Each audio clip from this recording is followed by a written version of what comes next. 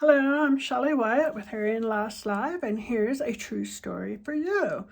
When I get on an airplane, I'm basically deaf. All I can hear is the jet engines, which completely overrides female voices, especially, and speech. So I tell everybody I'm hard of hearing, deaf, I'm using lip reading, I can't understand you without seeing you. So a stewardess lady and I went back and forth on something, and I don't remember what.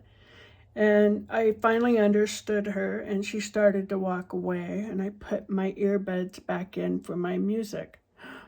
She gave me the dirtiest look. She did not believe I was hard of hearing or deaf after that.